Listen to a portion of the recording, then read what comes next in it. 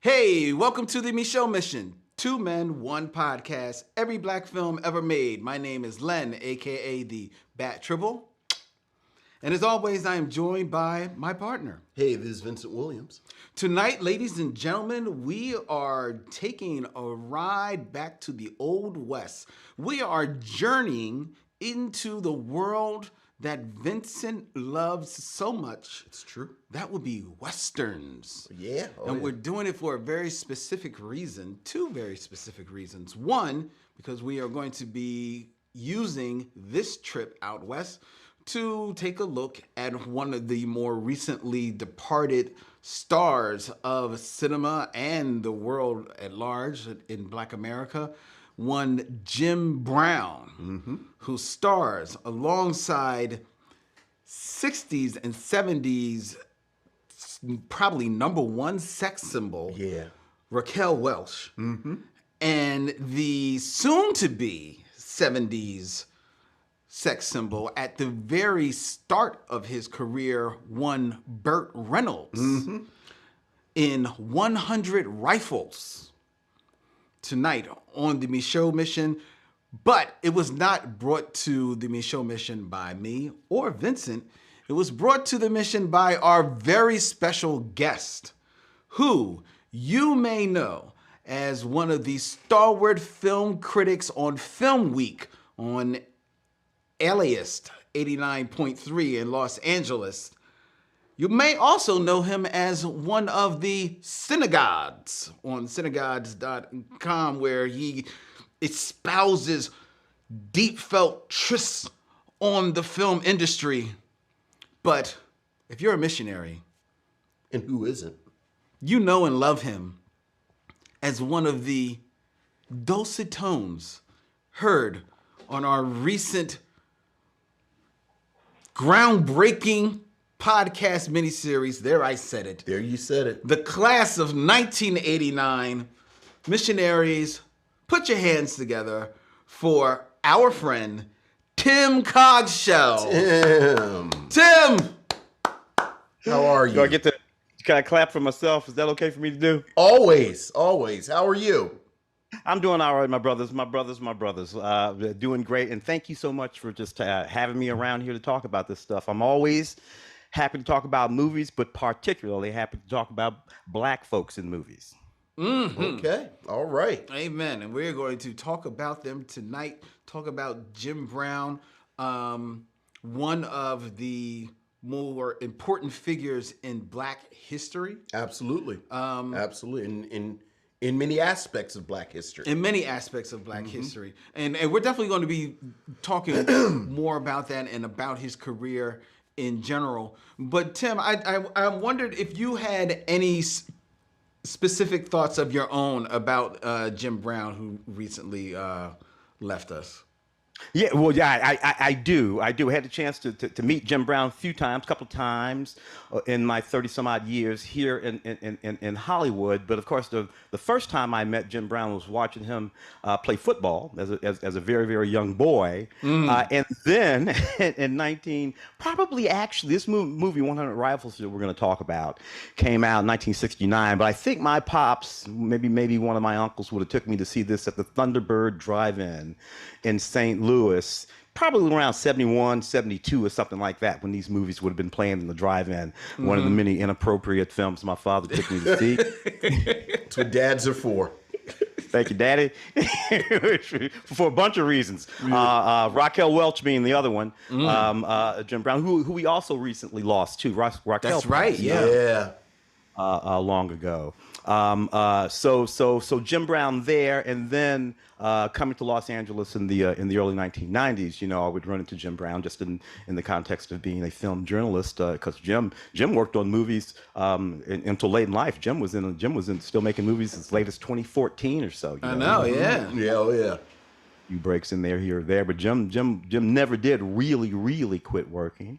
So I probably ran into. I know I interviewed Jim at the junket for Mars Attacks. I know I talked to Jim on the press circuit for Original Gangsters. These are all in the 90s, middle late 90s or something like that.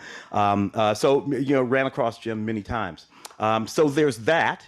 And then, of course, there's just understanding who Jim Brown was in history, in the history of America, the history of Black America, football and cinema. And my thoughts about Jim Brown encompass all of that. A lot of folks, when Jim Brown passed, on the day he passed, there was a lot of discussion of how it might be a little difficult to talk about Jim Brown. Because obviously we can venerate him very easily for his exploits in football and his exploits in cinema. And for that matter, we can add to that veneration his exploits as a civil rights activist, of course. But of course, Jim Brown, there's the difficult stuff that we need to talk about that had to do with Jim Brown as a man in the American culture. From when he was from, Jim Brown, born in 1936, islands off of South Carolina. He's a Gullah Geechee, Jim Brown. And how some of that played out in his relationships with women across the arc of his life. And now a lot of people, that's it's a hard conversation. I don't find it particularly hard to talk about at all. I mean, it's right there. I can see it. I can see that. I see all that other stuff too. Right. So I imagine it's a matter of where we are going to put the emphasis. And how it all adds up and what it all means, and I can do these things very easily. So I can see who Jim Brown was in all of those contexts. They are all very important to me, and they all matter. So as a film critic, absolutely, that's my specialty. But I consider myself to be a historian of the civil rights movement, and I know how important Jim Brown was. Absolutely, the conference that he pulled together when Muhammad Ali was facing that's right. imprisonment. That was Jim Brown. He was at the forefront of that. So I don't want to lose track of that importance. And the football is the football, and the movies is the movies. But that and some of his behavior when it came to women are the things I think are really the most important things to talk about when we're talking about Jim Brown. And then lastly, like I said, Jim Brown's born in 1936. My dad was born in 1939. My dad was a whole lot like Jim Brown in terms of his nature as a man and a black man in America. He carried with him all of the weight that men from that era carried with them. And some of it came with some behavior, some trained-in behavior that was inappropriate behavior, wrong behavior then, wrong behavior now. Yes. The one time me and my dad ever got into it was when I turned about 13, 14 years old, and my dad put his hands on my mom. And we got into a physical confrontation. So I understand this deep from within. I think a lot of people do. I think a lot of men do. I think a lot of black men do. So it's not something that I run away from at all. It's a part of the great family that we have going. And I think if there is a problem with it, it would be running away from it. Exactly. Right. Exactly. Trying to bury it. Yeah, no, and so I have no interest in doing that at all. I'll say one thing about Jim Brown: he didn't bury it either. Jim Brown, he faced the music. If Jim Brown acted up, and he got called on the carpet, he wouldn't face the music for what he did. And which is what makes the difference. Right. It makes a big difference. Bill Cosby has not. Exactly. And I won't say any more about that. Right. But there is a difference. Yes, sir. There's the difference. All right. So we're going to definitely have some more to say about Jim Brown. Absolutely. When we get into our review, ladies and gentlemen, thank you for all of you who are out there watching as we are streaming live via Restream to YouTube and Facebook from the Video Content Factory here in Manayunk, Philadelphia's premier podcast palace. Let's get into the show, Vincent. Yes. We have just to let everyone know, because we actually someone sent us an email a couple of weeks ago. Yes.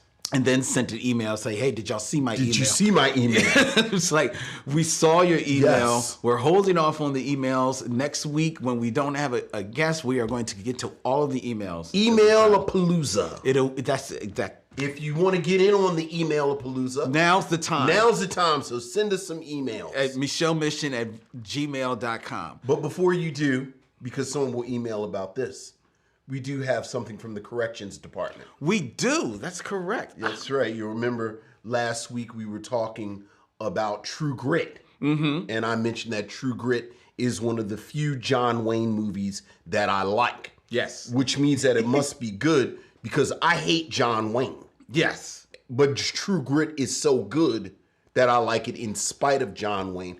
And I mistakenly said, because many of John Wayne's films were directed by John Ford, that True Grit was also directed by John Ford.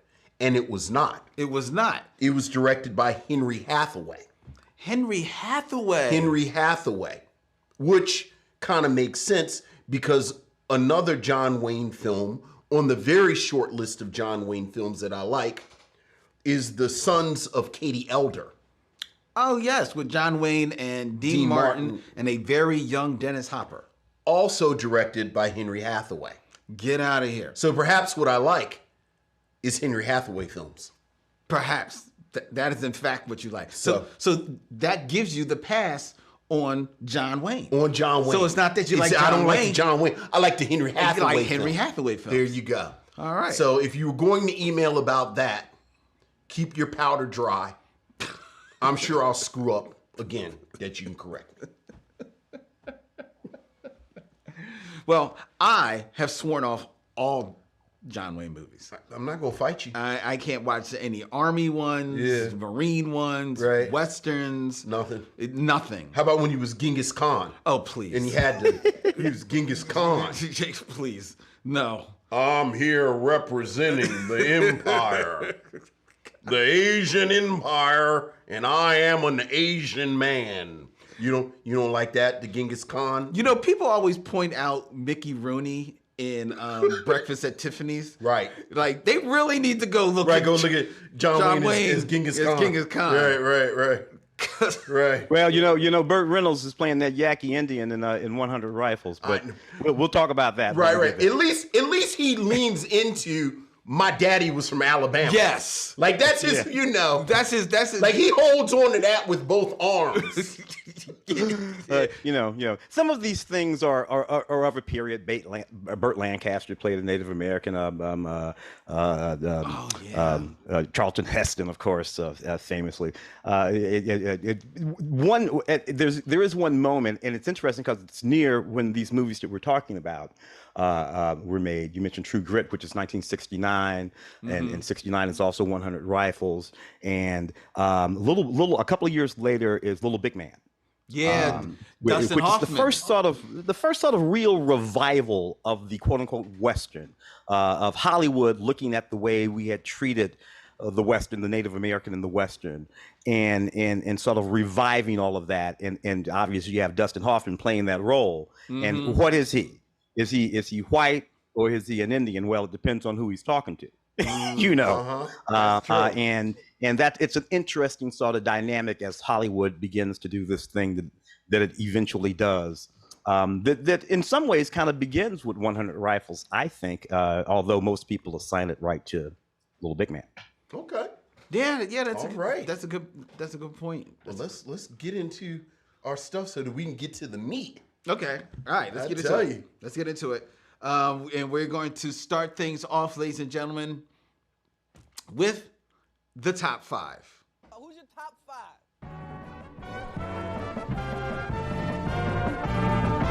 My top 5 is.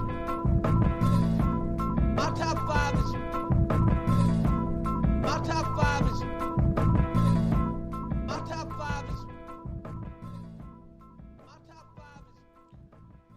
Top 5, ladies and gentlemen, where I come to the show with a list, and Vincent and now our esteemed guest, Tim Cogshell, will give their commentary on said list.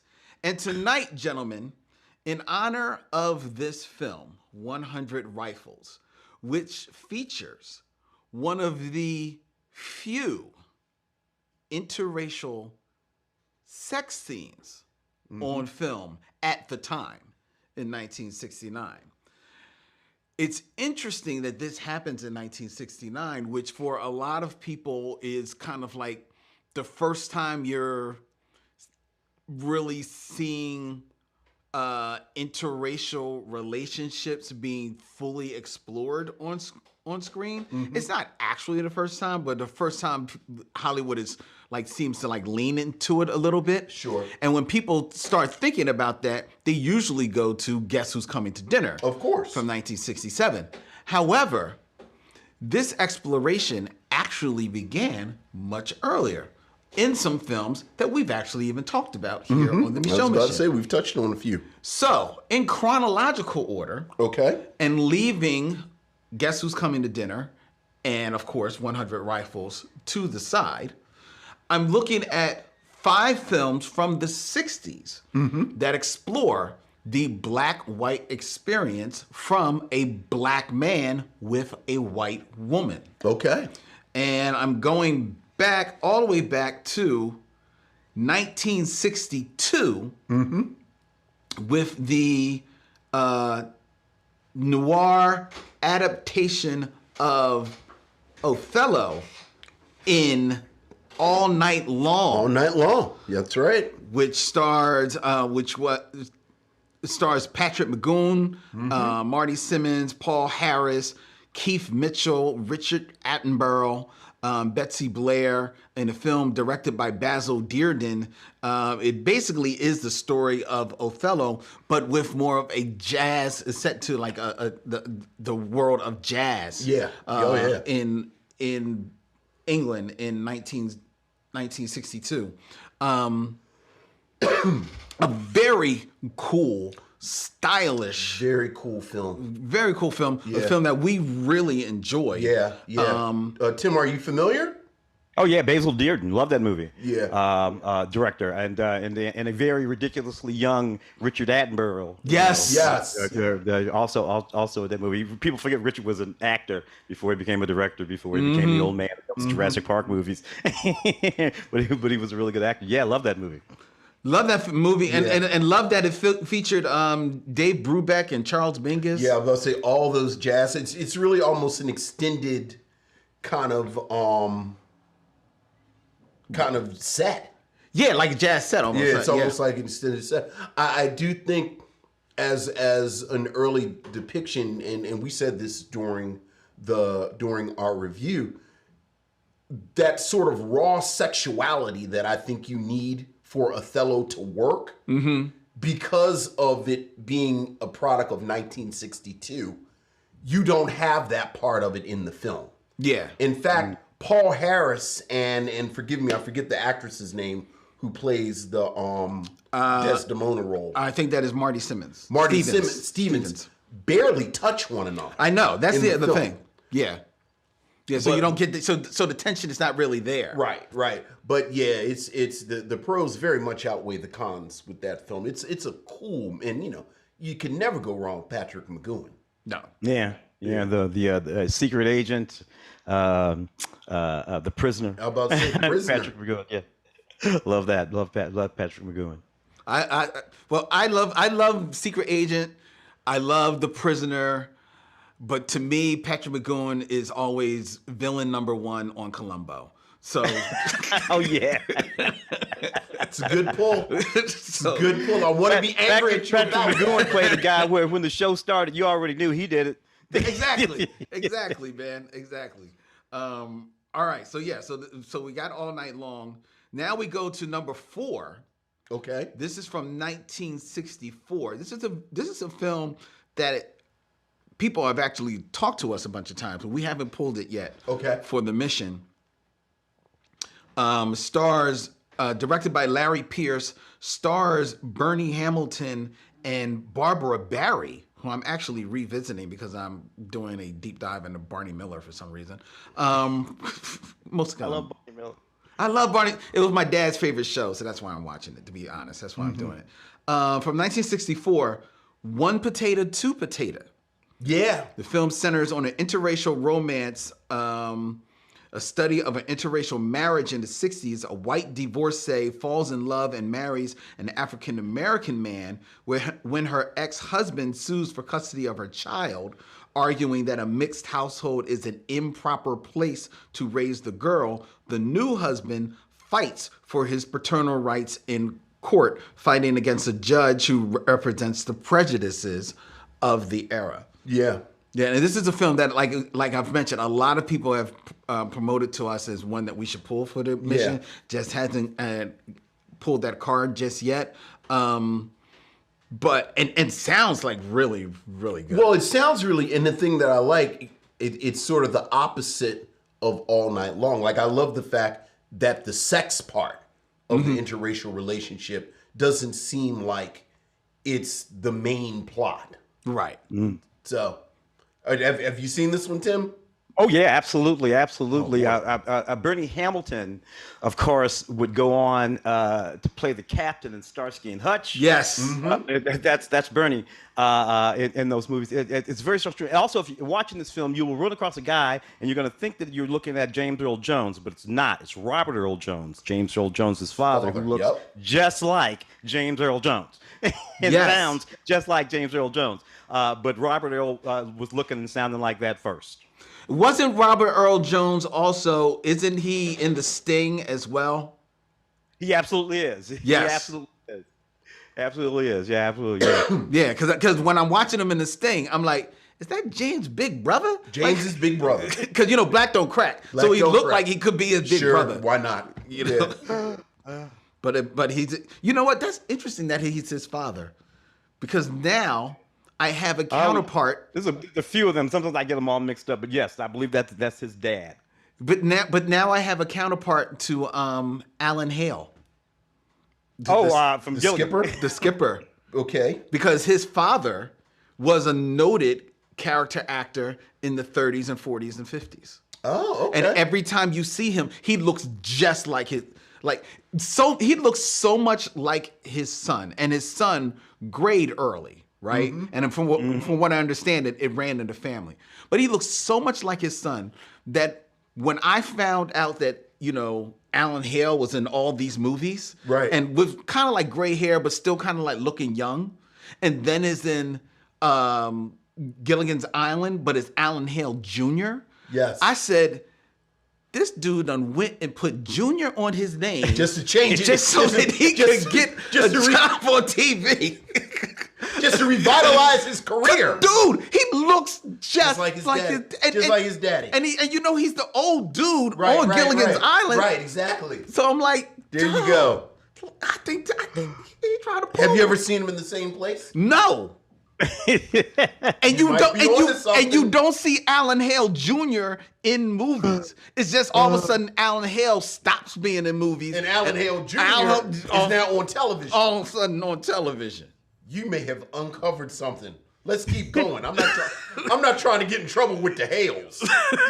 we don't know why he come knocking on the door later. Right. Alan Hale the Third comes in here. You've uncovered our plan. Alan Hale III has like a podcast empire. But like he grays early and it's like, wait a minute.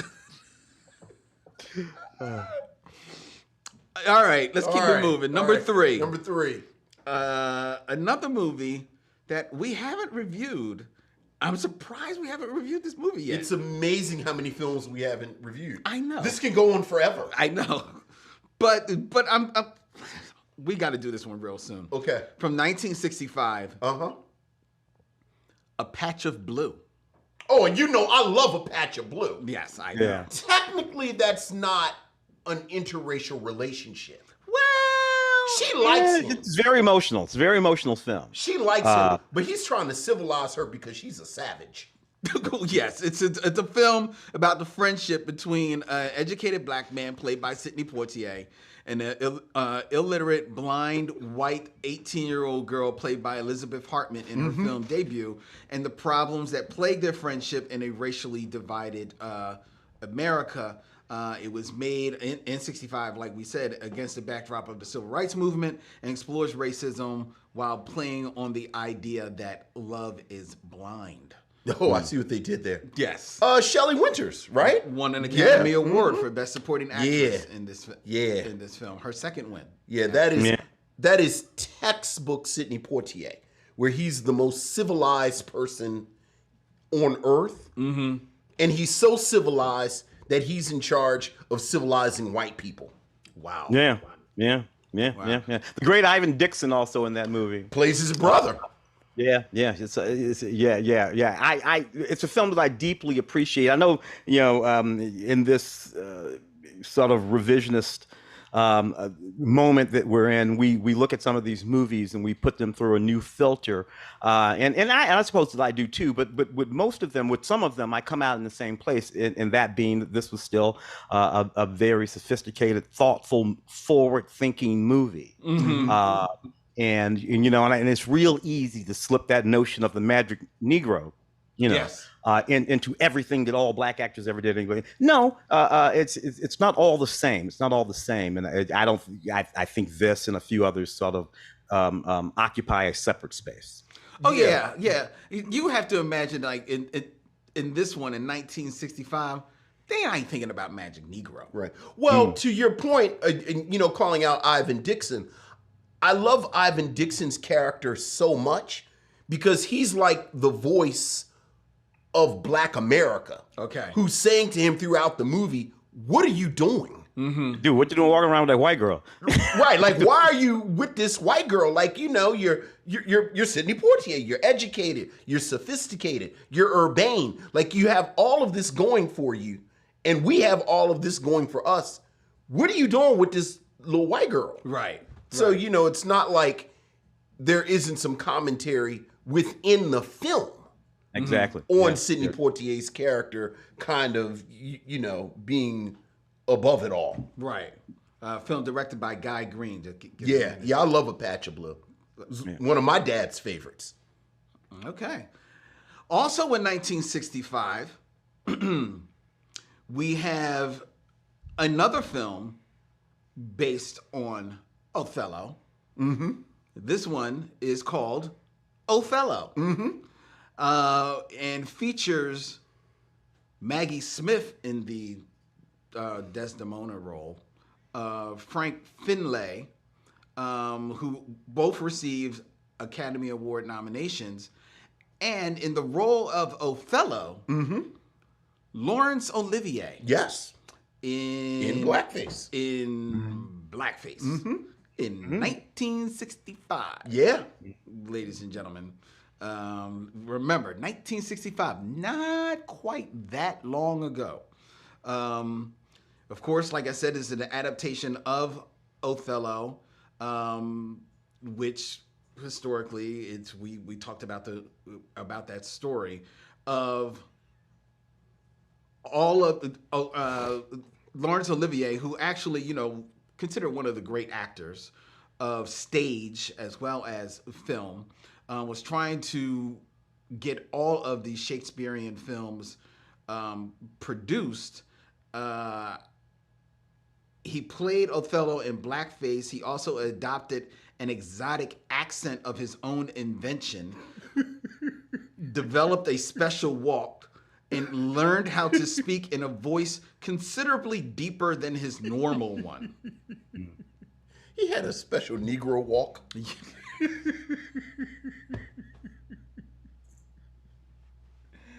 One particular thing about this film which caused distinctive amounts of offense was Olivier's rolling of his eyes, a mannerism often shown in early depictions of black people in blackface films. This device specifically links to Al Jolson and is unconnected and kind of took people out of the film as if you couldn't be taken out already by Laurence Olivier in blackface. I have tried to watch this movie. I can't do it. Yeah.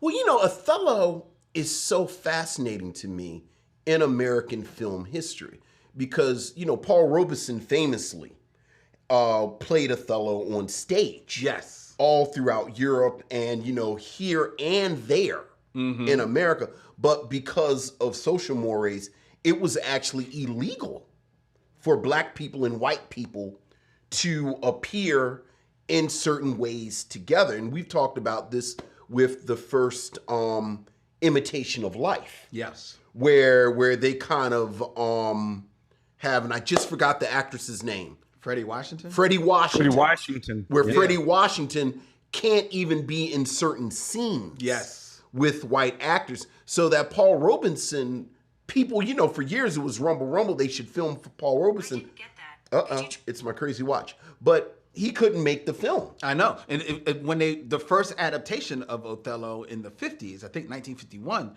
is, and I just lost his name. Is it Orson Welles? Yeah, Orson Welles. Yeah, Orson Welles. Yeah. Orson Welles, Here's the thing. You're a Shakespeare guy. I mean, if there's not a Shakespeare guy in the room.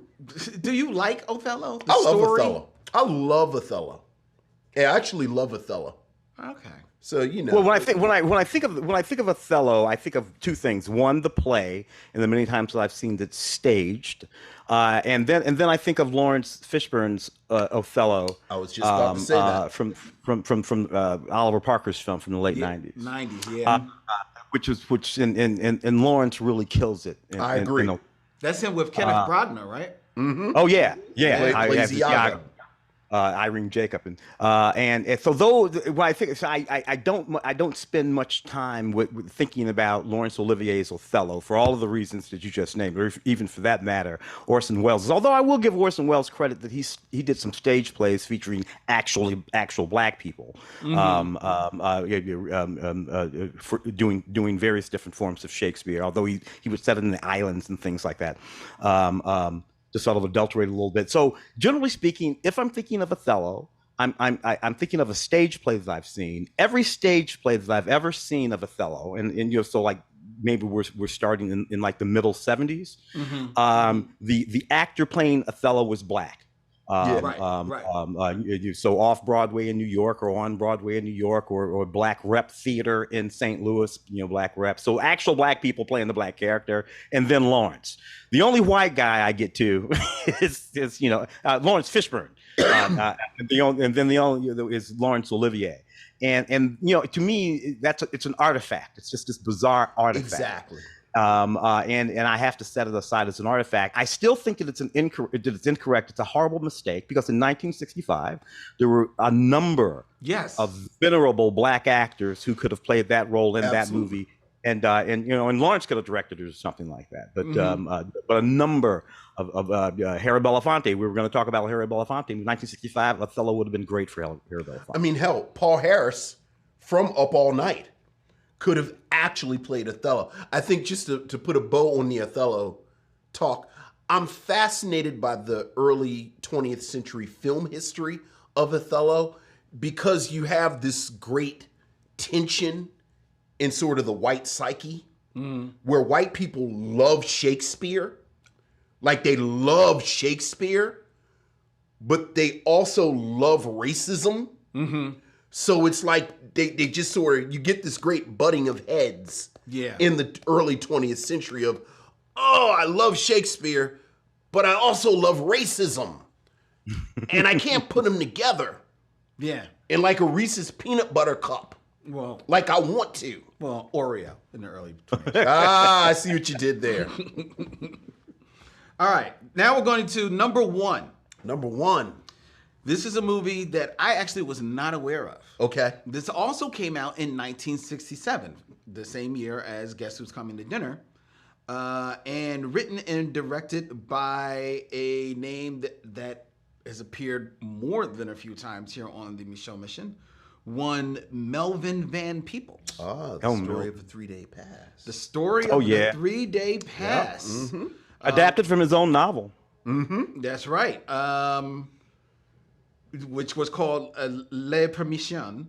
It stars Harry Baird as a black American soldier who was demoted for fraternizing with a white shop clerk, one Nicole Berger, while in France. Along with writing and directing the film, Van Peebles collaborated on its score, of course, with Mickey Baker, and actually sings one of the two songs for the film, When My Number Gon' Hit. Mm-hmm. It premiered in 1967 at the San Francisco International Film Festival and was one of the selections for the Cannes Classics section in 2020. Now, it sounds like the two of you are both familiar with this film. Mm-hmm. I was not aware of this film at all. Yeah. Tim, what do you think? Well, yeah, I love the film, and it speaks. Melvin, when did Melvin pass? What, 2, 3 years ago or something like that? Yeah. Not Yeah. that long ago.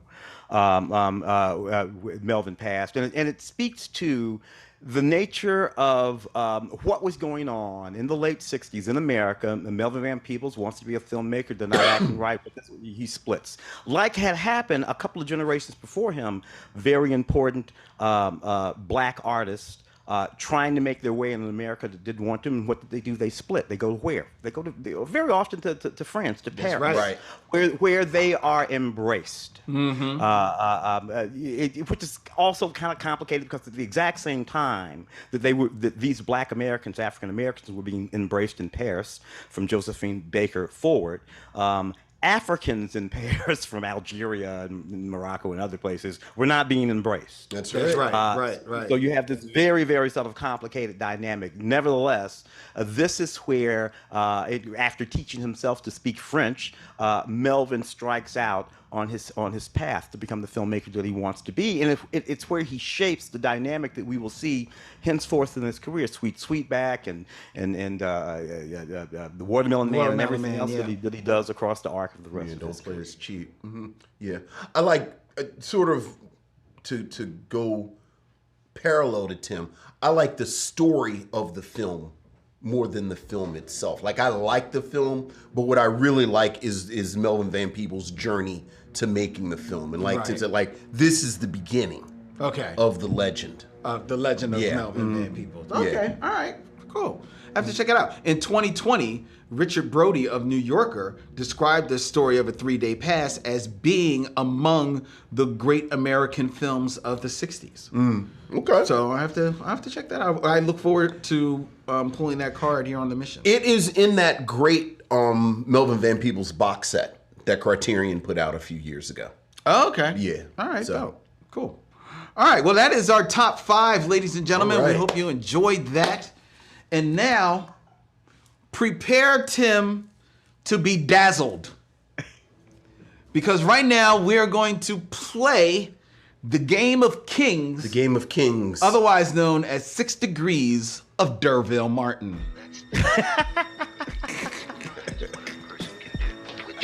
I love it.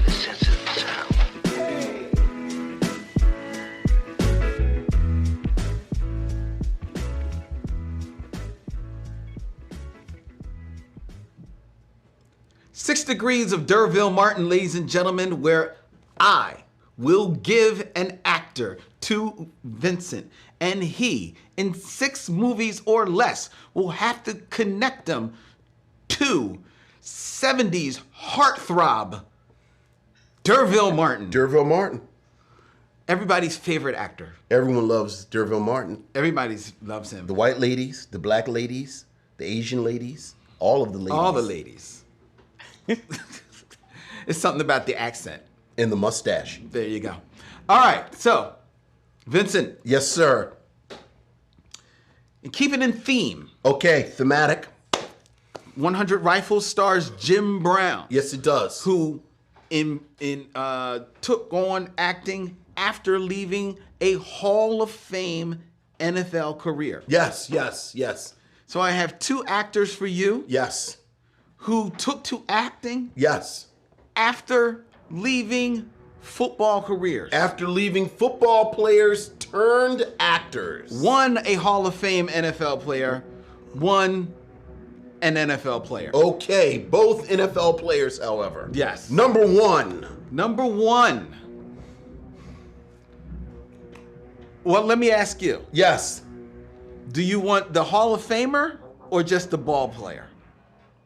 Let's start with the Hall of Famer. Let's start with the Hall of Let's Famer. start with the Hall of Famer. Who would be number 1? And that would be Bubba Smith. Bubba Smith. Well, see, this is how you get to Bubba Smith. Do you know who Bubba Smith I know is? exactly who Bubba Smith is. Okay. And I'm going to tell you how I'm going to get to Bubba Smith because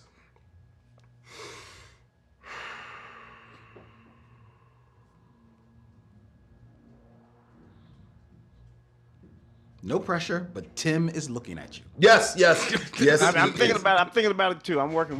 We're trying to connect to Bubba Smith back to D'Urville, or D'Urville Yeah. up to Bubba. Is what This we're how doing, you, right? this is how you do it. So, D'Urville Martin. Mm-hmm.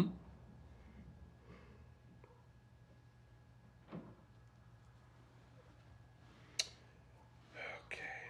I know my connective tissue. I'm really trying to finish That's the thing. my connective tissue. Because two of the people that I want to connect them to spent most of their time on television. Mm-hmm. Yeah. You can get there, though. No. I can definitely get there because Bubba Smith is in all of the Police Academy movies That's true. Oh, with Steve Guttenberg. That's right. And Steve Guttenberg Uh-huh. is in Three Men and a Baby. That's right. With, let me see, the three men. It's Steve Guttenberg, Ted Danson, Ted Danson and Tom Selleck, Tom Selleck. That's right. which was directed by Leonard Nimoy. Mm-hmm. Oh, that's interesting. I didn't know that. Oh, you didn't know that? I didn't Yeah. know that, but that doesn't help me. So, Steve Guttenberg is in Three Men and a Baby. Yeah. Which of the other men you gonna go with?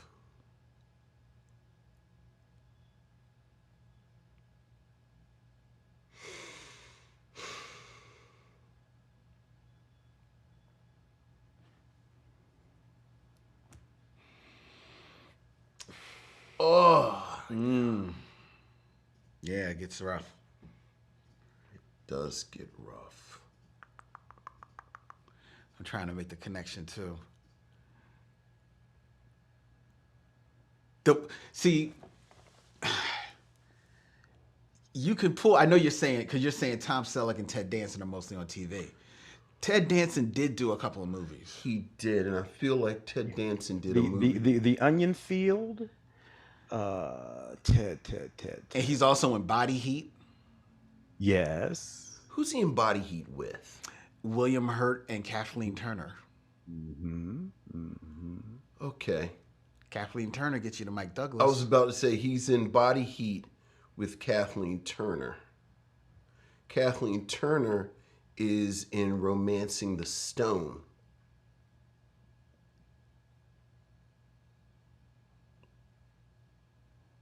With Danny DeVito. Yeah, something told me you was gonna go Danny. How many have I done now? How many? So what do I have? I've got Guttenberg, Danson, Turner, DeVito. So I only have two more. Yeah.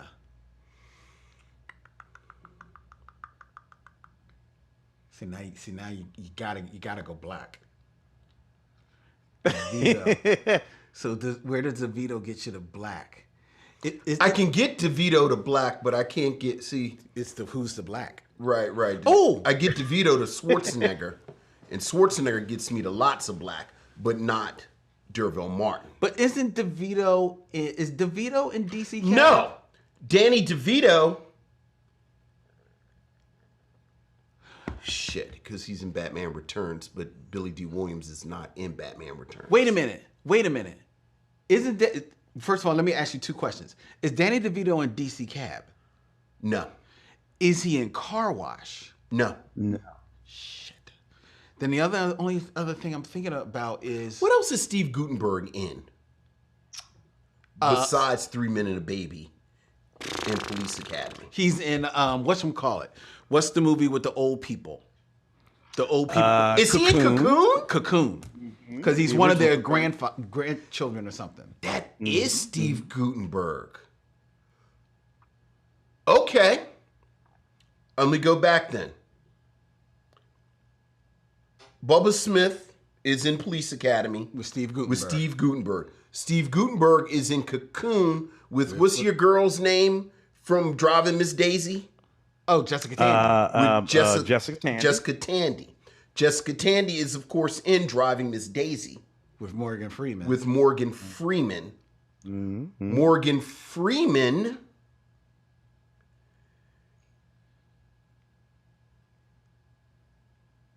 is in Glory with Denzel Washington. You're about to run out. And I'm going to run out. You're gonna run out. I see. Why do I think DeVito? Is there a blackface in Cuckoo's Nest? I don't remember. No, Native American, no, none of them, no brother. Louise Fletcher's in Cuckoo's Nest. Jack Nicholson's in Cuckoo's Nest. Okay. But DeVito is two back. Because that's Gutenberg. Here's the thing. That dude that makes the mouth noises is in something else, too. And I was trying to remember what he was in. Yeah, but he ain't gonna be in nothing that you're gonna remember who else is in. What else is Bubba Smith in besides the Police Academy movies? I mean, he did 8 of them, like 6 of them. Right. Yeah, like he's not okay. Let's. What else is Bubba Smith in besides the Police Academy movies? Bubba Smith is in all the Police Academy movies. He's one of the few people that are in all of them. He is also in. Oh wow, he is the star of Down and Dirty When Cops Go Bad. He's also in something called The Coach from 2004. He's in Full Clip. I think these are got to be like direct-to-video movies. Like the bulk of his stuff is like the Police Academy movies. So it really is Steve Gutenberg who's the one. Yeah. And what else is Gutenberg in? Well, he got you to Cocoon. Got you to Cocoon. Gets me to Cocoon. Well, how do we get to DeVito?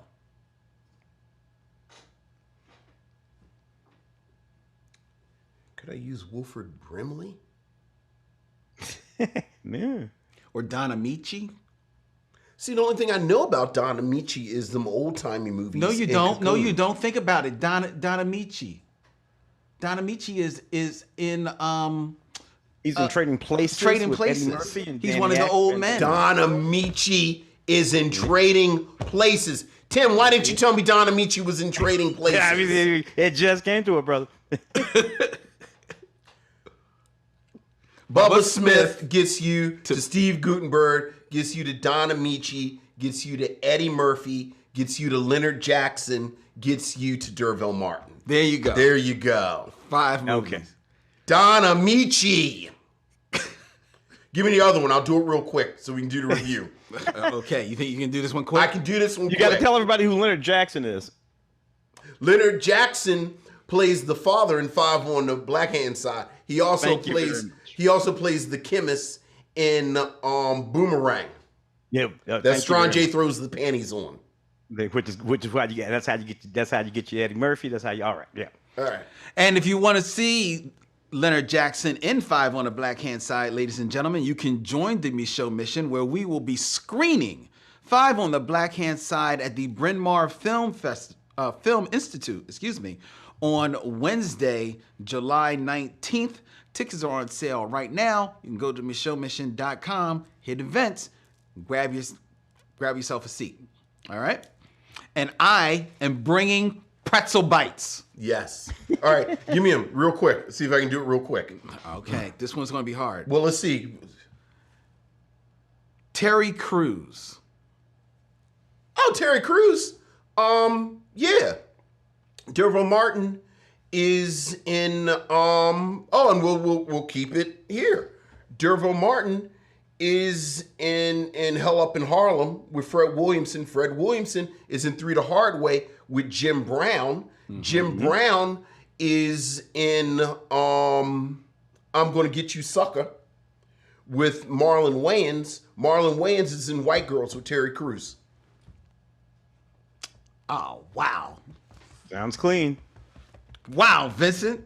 I was just looking at his filmography, and Yeah. White Girls just came up. Yeah. Very good, Vincent. There I you am go. impressed. There you It go. was clean. Yeah. I mean, after Rosie Greer. Rosie Greer. I wish it was Rosie Greer. I wish it was Rosie Greer. Rosie Greer. Yeah. I wish it was, right? Yeah, I couldn't go. That would have been too easy. Yeah, after Bubba Smith. Yeah, very good. All right. With Rosie Greer, all you have to do is look at any given episode of The Love Boat, and you can make yourself pretty much out to anybody, probably out to me. Right, right. What did I just see Rosie Greer in? Oh, he's in one of the airport movies. Okay. Yeah, he's in one of the airport movies. Maybe the first one, maybe the first or second one he's in. Right, because OJ is in Towering Inferno. Yes, the OJ's in Towering Inferno. Got you. Yeah. I guess. Airport, not airplane, airport. Right, Airport. Right. Yes, not to be confused with airplane. Right. Kareem Abdul-Jabbar is in Airplane. Yes, which is the better film, Yeah. to be honest. To be perfectly honest. Well, how'd you like that, Tim? I love it. I was nervous and sweating over here. I didn't think we were gonna make it. I'm like, oh Lord, Dirk Martin, how are we gonna get there? But hey, both nailed it. There you go. Who's black in Poseidon Adventure? Now I'm thinking about all the great disaster films, the black person in it. Who's the black person in Poseidon Adventure? Speaking, I don't we were just know, but talking they about didn't make Shelley it. Winters. I don't think that, I can't think of anything. There are no black people in the Poseidon Adventure? I'm sure there's okay. someone. I don't mind. If there had been, we wouldn't have lasted 5 minutes. That's right, because we weren't getting on that boat. No. We saw that boat and said, nah, I know you Negroes don't think you're making it out of here. We're not doing that. You know? You catch us in a building and an airport. And an airplane. But not on a boat. Not on a boat. All right. Yeah, we don't do that. All right. All right. Very good, Vincent. All right, let's get into our review, ladies and gentlemen, of 100 Rifles. All right. Give me one moment here. Okay.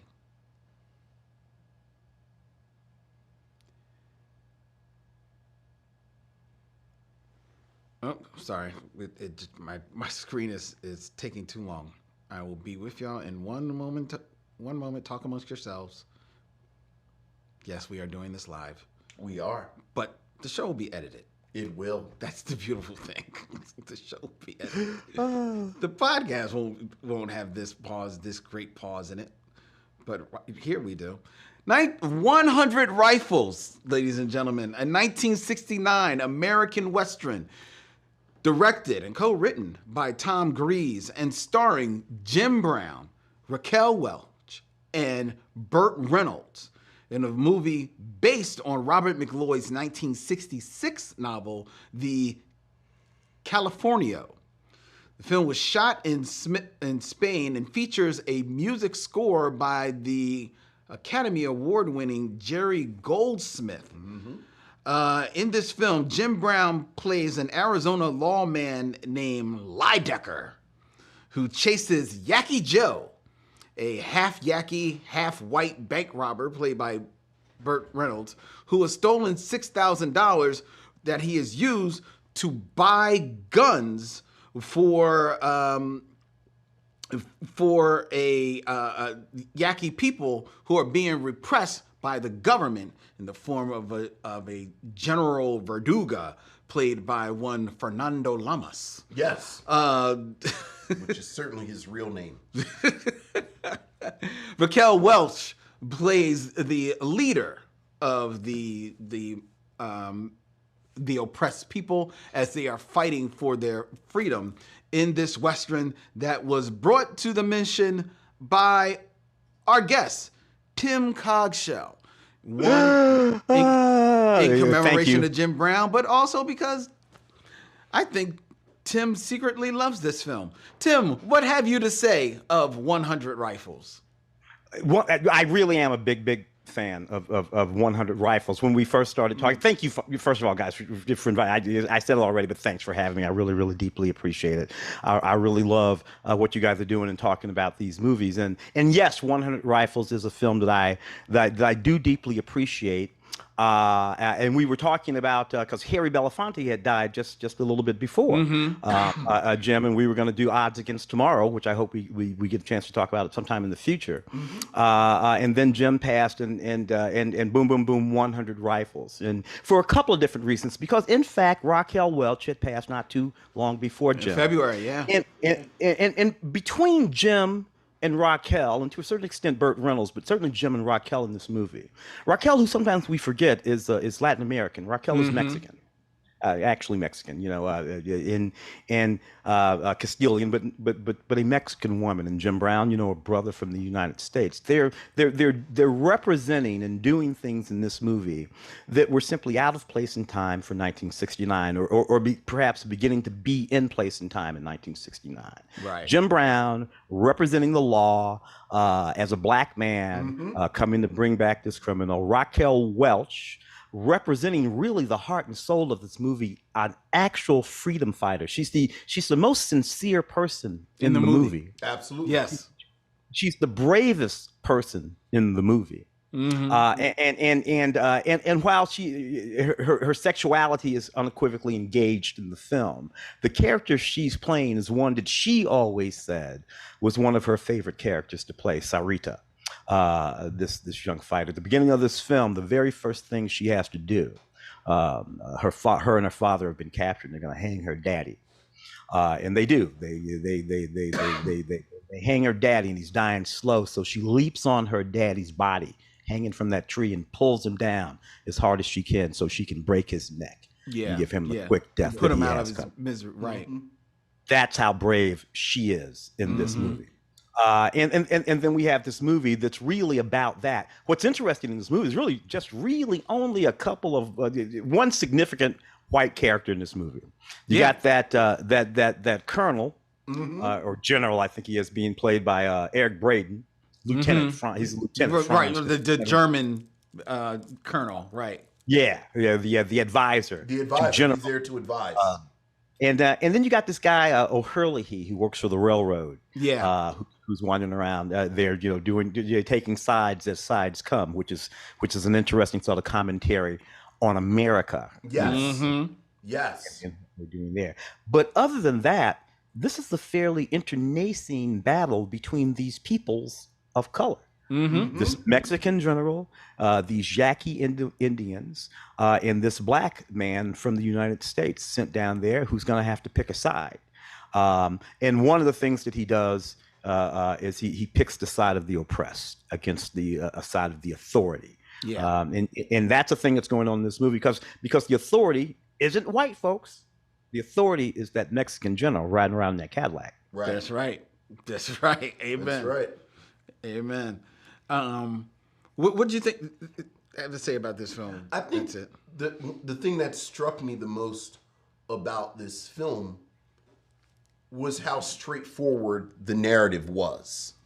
Okay. With this character that Jim Brown plays, and as Tim pointed out, this conflict between these two sides in Mexico, where within the context of Westerns, Mexico was a place that they use a lot, a location as this sort of lawless, quote unquote, area. Yeah. And I think what I love so much about Jim Brown as this character Lansing, Lydecker, is race is acknowledged, but it doesn't define the way this character is shaped and used in this film. Like, I noticed the very first shot you get of him, you get this wonderful heroic shot. It's like the angle from below. He's got the sun behind him. Yeah. And he's just riding into town. He's riding into town in this cowboy mode. And then the film, as I said, there are no real surprises in the film. Like Burt Reynolds plays this scoundrel with a heart of gold. Raquel Welch again plays this freedom fighter. They're going against these antagonists that are pretty one note. Bad guys. Yeah. But again, when you put Jim Brown in this role, especially in 1969, as you said during the top 5, this kind of notion of a fully actualized, fully sexualized black man is not one you see that often. And not even technically, this is before blaxploitation. Yeah. So to have Brown play this role, a couple of years after the split, Yep. which we've talked about before, I thought was great. Having said that, I did like what I thought was a sort of subtle commentary of imperialism, of the role of business. Certainly. Like I really have to say, I thought it was an okay film. I liked it, but the last couple of scenes where you realize that the railroad is still intact. Not only is it intact, but that American character is already maneuvering to set up Burt Reynolds' character as the new representative. To get things back in line. And it was like all these people really died for nothing. Right. Because you can't stop this. Nope. So that, I liked it. I really liked this film. I like that part. I like that kind of button on the movie. I really enjoyed that commentary, right? And exactly the way that it played out. Because all along, if this movie's done in the 70s or 80s, the Dan O'Hallery character, the kind of like white nebbish guy, railroad dude, he got a bullet three ways. Partway through the movie. So you're just waiting for the bullet to come. So the fact that he is still alive at the end is just another commentary on, nope, can't stop. Can't stop this. Can't stop America. We're going to get America going America. Right. That's what America going to do. You know what I mean? So I did like that button on it. I liked, this is my first time. This is actually my first time when Tim told us about the movies. It was my introduction to this movie. Right. Well, you've seen that picture. I've seen Jim Brown, Raquel Welch. I've seen that picture, but I never knew where it came from. I just saw, because as we have mentioned before, Raquel Welch is the sex symbol of this moment. Absolutely. Right? And not only is she the sex symbol of this moment, she is redefining the sex symbols at this moment, because this is after the time when Hollywood was in search of the new blonde to take over Marilyn Monroe. So this is after Kim Novak. This is after Anne Margaret. And Raquel Welch, who never shied away from her sexuality, but always fought very hard to make sure that she could put forth her acting first. And is this before or after Twiggy? This is after. I think this is after Twiggy. Right. Twiggy's like mid-60s. So then that's the other thing. Raquel Welch fills out a uniform a bit more than Twiggy. Well, amen. Yeah, that period. Yeah. Amen. Amen. And so when I've always saw that picture, and we mentioned Jim Brown, not far removed from the NFL, still almost in playing shape. When you see the man, the man is like Burt Reynolds even joked, like, if you want this movie to sell, get Raquel to take off her shirt, Jim to take off his shirt, and I'll just do all the lines. They needed to. I'll be funny. Exactly. They needed to get a Clydesdale because he was too big for the horse. I felt bad for the horse. He made that 1,200-pound horse look like a donkey. It looked like he was riding Eeyore. Right. But so those two are like two of the most electrifying, people, images. Yeah, absolutely. In the 60s. So every time I saw that photo, I'm thinking like, oh, that's from some kind of magazine shoot. Sure. So not even imagine that it was from, for a movie. And I like the movie. It's interesting, Burt Reynolds is the third lead in this movie. He had already filmed 4 films, but none of them had been released yet. So he's coming into this. Raquel Welch even mentioned she didn't even know who he was. He comes into this still off of TV fame. Right. So and he's got the chops, but from the door when the camera hits him, you can see Burt Reynolds was made for the big screen. He just fills up the screen with his charisma, his charm, even in this very complicated, half-breed character that he's playing. He's still, like you say, he leans on the Alabama daddy part of it. Yes. And then just has fun with the film. Raquel Welch, the most serious person in this movie. She is in actor mode. She definitely plays up her sexuality as the script asks her to, but on her own terms. God bless her. But she's an actress first. The problem with this film, to me, is Jim Brown, because Jim Brown definitely has the presence, right, that is called for in this role, right? And just by his presence and by being this black man fully allowed to be experienced sexually on screen, because there's plenty of scenes where he does not have his shirt on or his arms are, he's flexing. So he's fully sexualized on the screen. But when he is asked to act, when he is asked to build or show charisma or chemistry with Raquel Welch, I think it is at that moment where his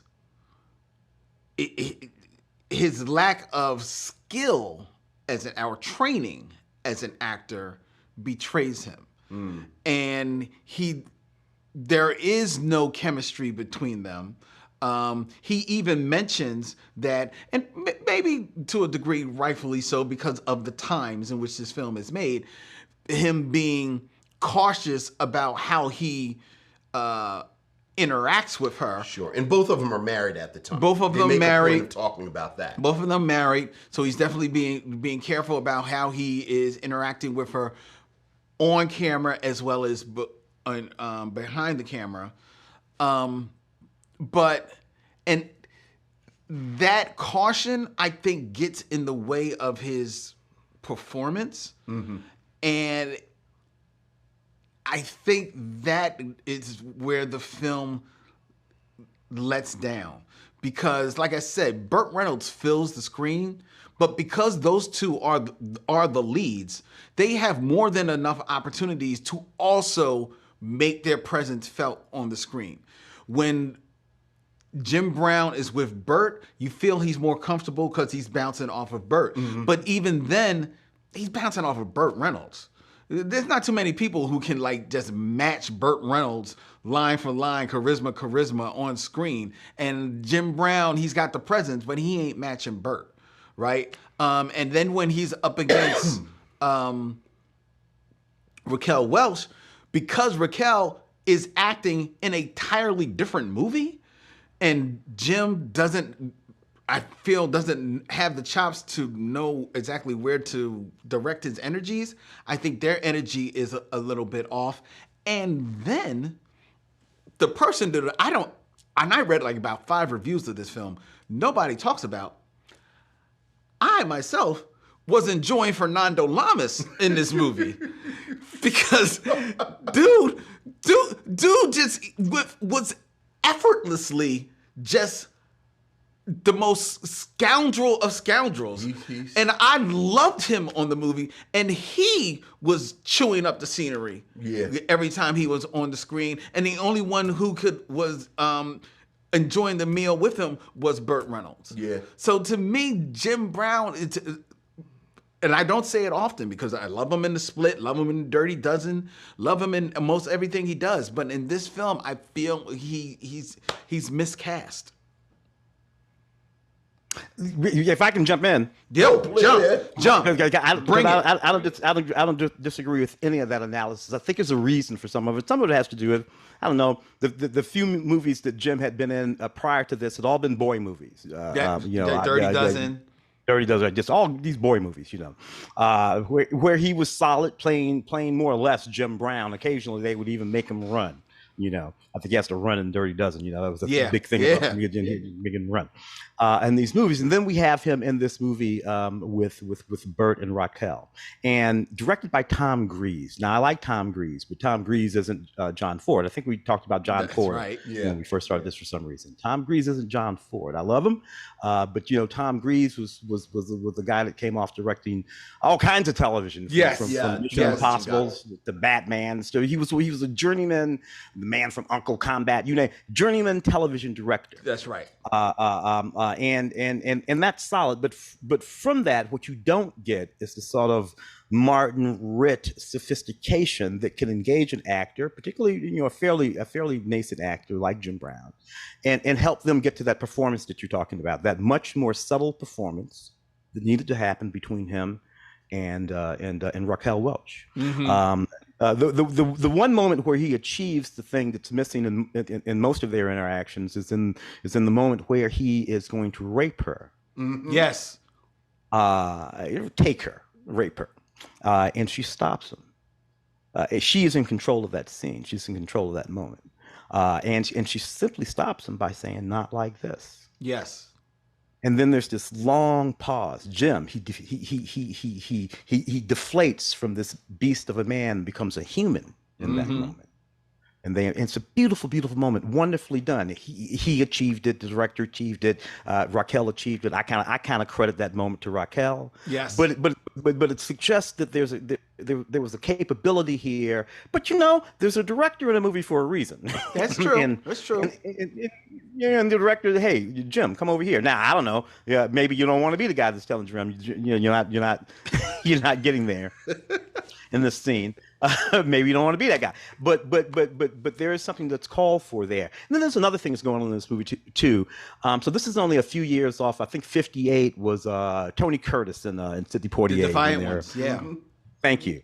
And all the criticisms that came with that, the sort of dynamic that was going on between Tony Curtis and Sidney Poitier, and whether or not Sidney Poitier sort of sacrificed himself that movie for the White Guy. Jim Brown didn't want to play any of that. He wanted to be doing what he was doing. I'm here to collect this money, or this person who is worth this money. And that is all that I'm doing. That is it, and that is all. I don't really care what you white folks are doing. I don't care what you Mexicans are doing. I don't care what you Indians are doing. This is what I'm doing. Exactly. And that's kind of what he's doing all the way through that movie. To me, to the detriment of both character and movie. I felt like there needed to be a moment in that movie, and you could put your finger right on it. You're right about Burt Reynolds playing that Alabama, that half-breed, because he knows where Jim Brown is from. Yeah. The movie set in 1912. And he knows the life that Jim Brown has led, and he knows one of the reasons why he is where he is because they didn't treat me no better than they treated you. That's right. Mm-hmm. So really, bruh, seriously, why don't you cut it out with all this lawman crap? Yeah, dog. Right, exactly. Come on, dog, saddle up over here with us. And it takes far too long, in my opinion, for that dynamic to happen in the movie. Jim Brown's character is playing that singular note. Yeah. I would have liked to have seen much more refined thinking on the part of his character. And have him come to some sort of decision about what they're doing that had something to do with other than I'm still taking you back. Yeah, right. Right. That's it. So yeah, I'm with you on all of that. Some of it owes to the actual narrative of the script. These are the words that I've been given to say, and some of it owes to a really good director is a hell of a thing. Yeah. I think to your point, back to the end, which fascinated me for a couple of reasons besides the ongoing existence of the train. I thought it's setting up Jim Brown as this classic cowboy figure that goes off into the sunset. I felt a little bit of the artifice of the script that Raquel Welch's character dies Off screen. Off screen. But Worst moment, worst dynamic, worst issue of the film. I didn't know how deeply we went into spoilers on the show. I'm glad you. We spoil. Yeah. Oh, but good. It is my biggest peeve of that show that the heroine of the film, the bravest character, the one true freedom fighter, dies off screen in Yes. that character unheralded, only held in the arms of the probably the only man who really actually loved her in that movie, and it burns me. It burns me. But you get the sense they wanted to situate Jim Brown's character so he could ride off into the sunset. Mm-hmm. And if Raquel Welch is alive, then He doesn't ride off. right, he doesn't ride off. And you know, in a lot of ways, it kind of speaks to, you know, people, they talk about cowboy movies, and you have these two great sort of conflicting factors that cowboys have to deal with. Mm-hmm. It's like civilization, oftentimes, again, represented by railroad tracks. Yeah, yeah. And domesticity, represented by these women. Mm-hmm. So if Jim Brown, and Jim Brown was very adamant about this, playing this classic cowboy character, if Jim Brown is going to ride off into the sunset, you know, you have that great kind of reversal where the scoundrel now becomes a bureaucrat. Yeah. But now we got to deal with Raquel Welch. Mm-hmm. So now we kill her, and then he rides off into the sunset.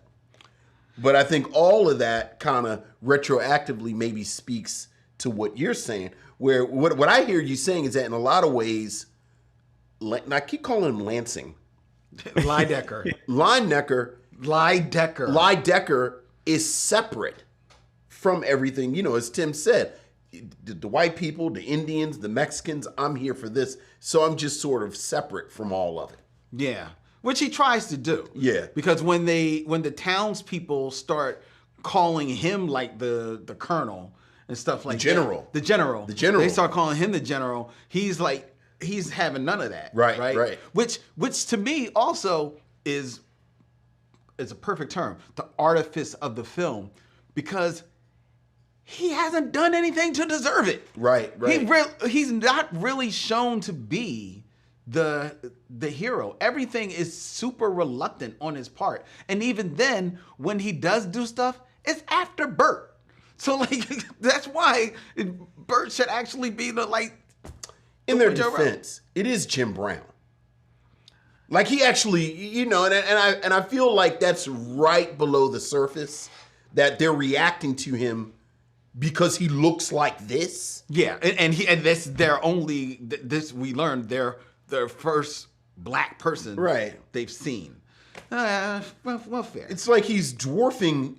He's dwarfing the horses. He's dwarfing Burt Reynolds. Burt Reynolds is not a small man. I know, he was an ex-football player himself. He's like 5'11". He played football, but you know, standing next to Jim Brown. Yeah. Wow. I mean, I my one note in this movie is that Jim Brown is the only man who I can see on screen hold two men in a headlock. And they both drop, and I said, well, that tracks. Yeah. My note along those lines, when Raquel Welch is taking the shower fully clothed, but it still stops the train. Yeah. I said, I see that. That tracks. Let's slow down. Let's slow this train down. There we go. Slow down. Let's slow down. Right. Oh my gosh. Oh man. She's taking a shower with all her clothes it's a very on. manly movie. Made in a time when manly men made movies, when manly men did everything. The book is very manly, and to the extent that the novel or the film even considers some of the things that it's considering, that it That's steps true. outside of some of the tropes. I mean, we started this conversation talking about John Wayne and John Ford films and the things that happen in those films vis-a-vis Native Americans and all this kind of stuff that didn't begin to step outside of the tropes. They lived in the tropes of the great white Western hero. They lived in the tropes of the savage Native. They lived in all of those. This one is taking at a minimum baby steps outside of those tropes. Yes, it is. Yeah. And the tropes of what a woman can be. Is the woman still going to be ridiculously sexy? Yeah. But will she grab that rifle? Yes. Yeah. Yes, she will. You know, that's new. That's new. That's new. But what is also new, talking about kind of like deconstructing and reconstructing the Western, is the black lawman, you know, chasing down what for you know, never mind the character, chasing down the white guy. Yeah. To bring back the white guy. Yeah. That is 100% new. And you talk about like the nuance of their character, about how, you know, Yaki Joe, Burt Reynolds' character, knows the real life that Lidecker has lived, and kind of like alludes to it. You know, like, man, you doing this for $200? Right. You know, like just the nuance of that little conversation, that's new. Yeah. In 1969. Yeah. Right? In a Western. It almost like starts planting the seeds for Buck and the Preacher to come later. Yeah, Well- yeah. Well, speaking of Buck and something else that we've talked about, this is, I think it's 67 when all of the Man with No Name films come to America. Okay. So by 69, you already have a sense that there's an audience that is receptive to something a little bit more complicated. And this kind of comes with that as well. Yeah. So- They try to kind of like brand this as a spaghetti Western because it is filmed in Spain. Outside of it being filmed in Spain, this did not strike me. There's nothing... Goldsmith tries to allude to it a little bit in some of the music. Gore. Yeah. And aren't the spaghetti westerns in Italy? Some of them Italy, some of them Some in Spain. Spain. Some in Spain as well. Okay, Yeah. all right. But this is not. This doesn't really No. doesn't feel like it. I do like the music though. Well, I mean, it's, well, it is Goldsmith. Jerry really good Goldsmith, work, yeah. I think. Yeah. Yeah. Yeah, it's banging. It's So- banging. So, but the question bears, Tim. Would you recommend 100 Rifles? Oh, I really, really do, and it's the kind of movie that I show as a film professor to my students when we're talking about certain kind of things, and it's in the context of cinema as it relates to society in the given moment. I think this is one of the films that speaks to that. So yes, would I recommend it as a film to watch because it's a pretty good action movie with a lot of shoot 'em ups and all that kind of stuff? Yeah, sure, but don't sit down to watch 100 Rifles for that. No, sit down to watch 100 Rifles to get a better understanding about the nature of America as filtered through American cinema in 1969. Yeah. Everything that we've been talking about. That's why you watch 100 Rifles. When you're looking at 100 Rifles, you're seeing stuff that you hadn't seen much of, if any of, before in a movie. And so it tells you something about where America was. So there were straight up civil rights oriented films being made in 1967, 68, 69, and would continue to be. Obviously, we're about to transition into the black exploitation cinema period in the early 1970s. So this is a spot too. So you got that Sidney Poitier spot, Look Who's Coming to Dinner, Lilies of the Field, all of that kind of stuff. Black cinema, the 50s and early 60s, Patches of Blue. And then you have this moment here, right? Which includes this film and a few others. And then we have another little interesting transition that's about to come along, which is going to give us films like Let's Do It Again, Uptown Saturday Night,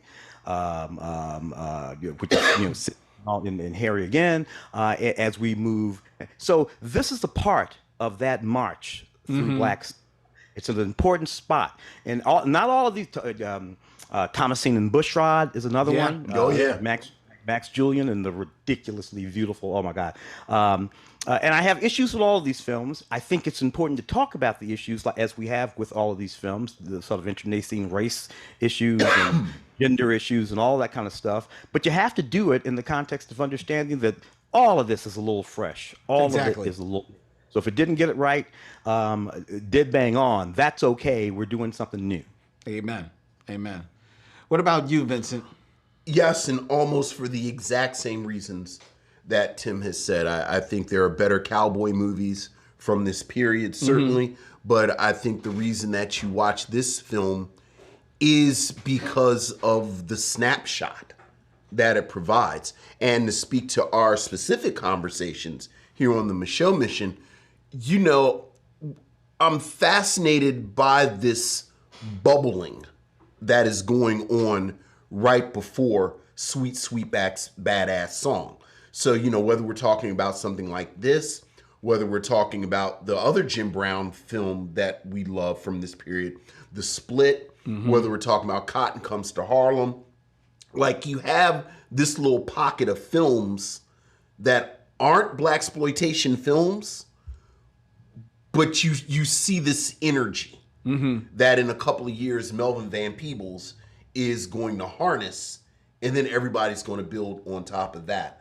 Along those lines, I also think this is another moment where you see how if there was no blaxploitation period, Jim Brown would have been a certified leading man.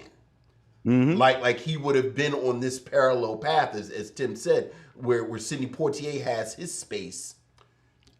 Jim Brown has his space, lane. and they are just on these, like he's an actual leading man. Yeah. So I would recommend it. Especially coming off of The Split and this, and regardless of what I his think very of- next film, Tick, Tick, Tick. Yeah. Which I've shortlisted actually. Yeah. It is Ralph Nelson, and to me, Tick, Tick, Tick lives right in that same spot as In the Heat of the Night. It's not the filmmaking isn't as crisp as the Norman Jewison film as president. But dude, in terms of the narrative of that movie, Jim Brown is knocking white folks out left and right in that movie. Sidney only slaps that one judge.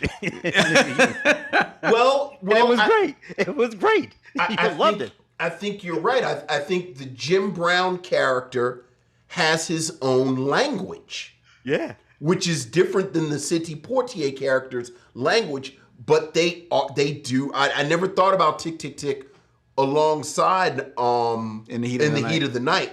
But you're right. You do have these two real parallel, you know, these black lawmen in these little towns, and how they kind of navigate those towns. And right, like Jim Brown is going to do it this way, Sidney Poitier is going to do it this way, and they both do it. They just do it like they do it. Yeah. I would definitely recommend this movie. It is a snapshot of America in 1912 and also in 1969. How about that? Get on. It's also I have a soft spot for Raquel Welch. I was introduced to her first.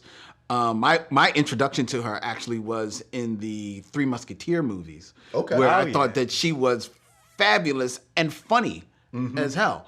And then when I've seen her in other things, I've always saw her like, you know, obviously a very beautiful woman, but a person who strove to be taken seriously as an actress. So I like that.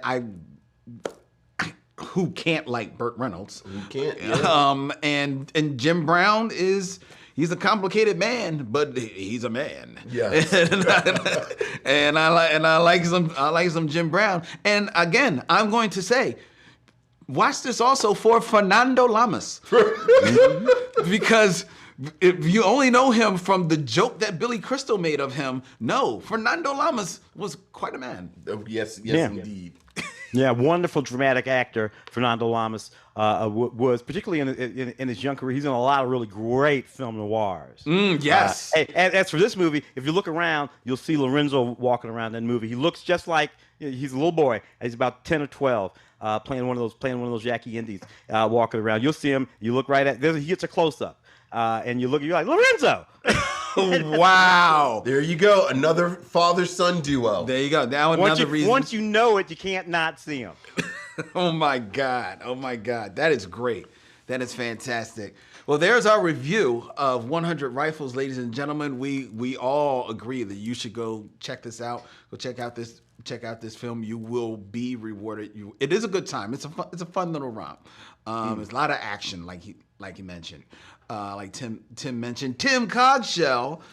Of Film Week on LAS 86.3 in Los Angeles. doing the damn thing. Yes. Thank you, my brother. I do want to ask you though, because I know you do the thing on Elias, but I've got to ask, man, how did you become a actual synagogue? It's just this website. It's synagogues.com. It's these I guess they put themselves as the pantheon of film critics. Yeah. And Tim is just sitting right there alongside them. I think he has shown this past hour why he is. But how did you become one? Oh my goodness, my goodness. Wade, the homie Wade Major, who's one of my fellow film critics over at Elias, and in the Los Angeles Film Critics Association and the Critics' Choice Association, and Wade, put that whole thing together, and Synagogues was his choice. And I'm like, Wade, that's a little cocky. And he's like, I'm a little cocky. There you go. I'm like, well, let's go, bruh. yeah, because Tim's big cocky. So let's go, Holmes. If you're rolling like that, I'm with you. So let's do it. And so that's what that's all about. And it's a lot of fun. We're trying to get together a sort of video podcasty kind of thing to do too. But at the moment, we have the website and the podcast, and it's a lot of fun. The podcast really, we talk about DVDs and all this kind of stuff releases, but mostly we chit chat around the way we are right now. And then eventually we talk about some movies. There you go. There you go. Tune in. Mostly we just sort of chit chatting about whatever pops into our heads. That is cool, man. Yeah. That is cool. Tim, I know we said it before, but thank you for your contribution to the class of 1989. Absolutely. And thank you so much for sitting with us today. Absolutely. And you're already booked. Yeah, I'll send you the link so we can book you for Odds Against Tomorrow. Absolutely. The Harry Belafonte film, which I love. Vincent has yet to see it. See it. And when you watch it, keep in mind that Harry produced that movie. Yes. And he was only 29 years old. Okay. Yes. 29-year-old Harry Belafonte. We're going to do it my way, boys. That's Harry Belafonte, and I cannot wait to talk about it. Okay. Yes. Yeah, it is the movie that changed my whole perspective on Harry Belafonte. It's such an amazing movie. Looking forward to it. Tim, thank you so much for hanging out with us. We're going to let you go before we sign off, man, but thank you, my brother. Thank you, gents. Thank you very much. I cannot wait to be with you again. Thank you. All right, man. All right, ladies and gentlemen, if you want to talk to the Micheaux Mission, follow the Micheaux Mission, go to MicheauxMission.com. 2 Men, 1 Podcast, every black film ever made, where you can hit swag and check out all of the cool designs that we have by way of our good friends at TeePublic. You can also follow the Micheaux Mission on the social media of your choice, whether it be Instagram, Twitter, or Facebook, at Micheaux Mission. On Facebook, you can join our Facebook group, where the Micheaux Missionaries get in and share all the latest news about movies and have polls and questions with one another, and we get in there and bug out with them. It's a whole lot of fun. Subscribe to the Micheaux Mission on YouTube, where you are watching us right now. youtube.com/@Micheaux Mission. Subscribe and also hit that bell so you can be notified of when we're going live and when we post up our short videos. We're editing all of our videos, editing the reviews to be separate, and the Derval Martins and the top 5s, and putting all this content out there on the YouTube page just for you. And we couldn't do YouTube without the Video Content Factory. Yes, sir. Philadelphia's premier podcast palace, where we stream from. Look at this beautiful set. Look at this beautiful set. This can be yours, ladies and gentlemen. Go to videocontentfactory.com and get your own set, because you can't have this set. This is our set. They got other sets. They'll find another corner for you. This is ours. Dylan, this is ours. Okay. You can't have Dylan either. You can have Devon. We got Dylan. All right. And the Micheaux Mission is also a proud member of the Podglomerate, thepodglomerate.com. They make podcasts work. And you thought I forgot. Leave us a voicemail. 215-867-9666. Leave us a voicemail. Tell us what's on your mind. Ask us a question. We'd love to hear from you. All right? All right. Next week, we will get to all of your emails. That's If right. you have an email that you've been waiting on to get to us, now's the time. micheauxmission@gmail.com. That's MICHEAUX MISSION@gmail.com. All right.